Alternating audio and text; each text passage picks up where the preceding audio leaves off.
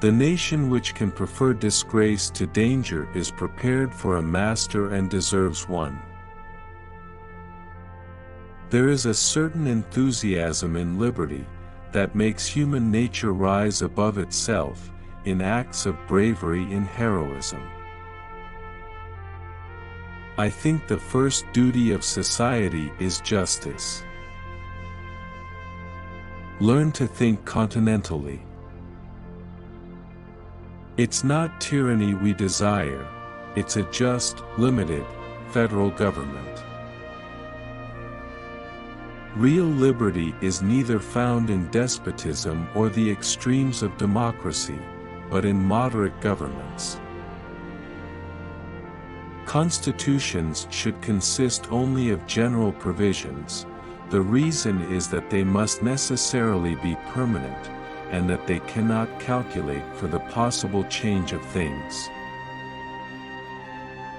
A well-adjusted person is one who makes the same mistake twice without getting nervous.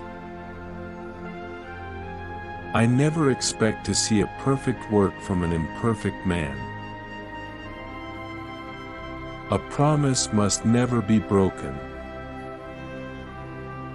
When the sword is once drawn, the passions of men observe no bounds of moderation. The voice of the people has been said to be the voice of God, and, however generally this maxim has been quoted and believed, it is not true to fact. The people are turbulent and changing, they seldom judge or determine right. Let us recollect that peace or war will not always be left to our option, that however moderate or unambitious we may be, we cannot count upon the moderation, or hope to extinguish the ambition of others.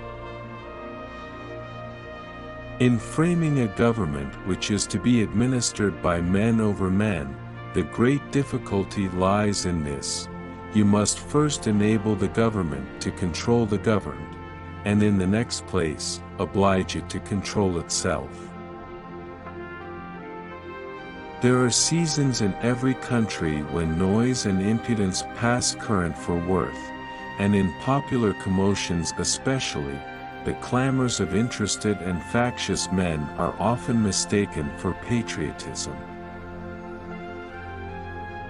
In politics, as in religion, it is equally absurd to aim at making proselytes by fire and sword. Heresies in either can rarely be cured by persecution. Unless your government is respectable, foreigners will invade your rights, and to maintain tranquility, it must be respectable. Even to observe neutrality, you must have a strong government. The sacred rights of mankind are not to be rummaged for among old parchments or musty records.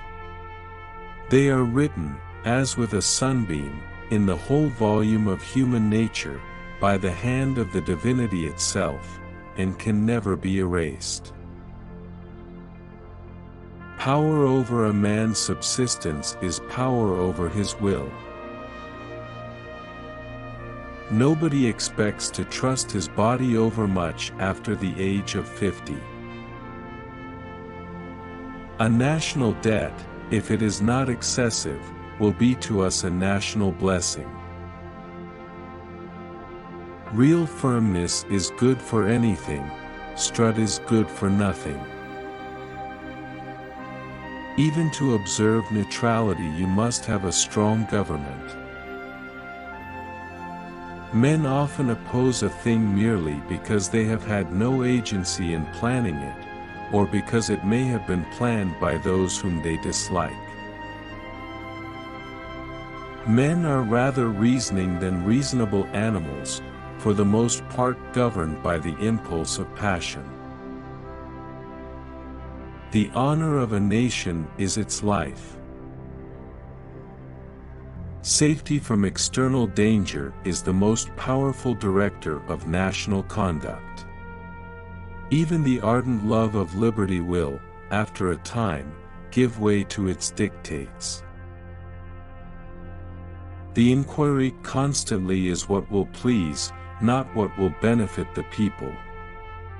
In such a government there can be nothing but temporary expedient, fickleness, and folly. To all general purposes we have uniformly been one people, each individual citizen everywhere enjoying the same national rights, privileges, and protection.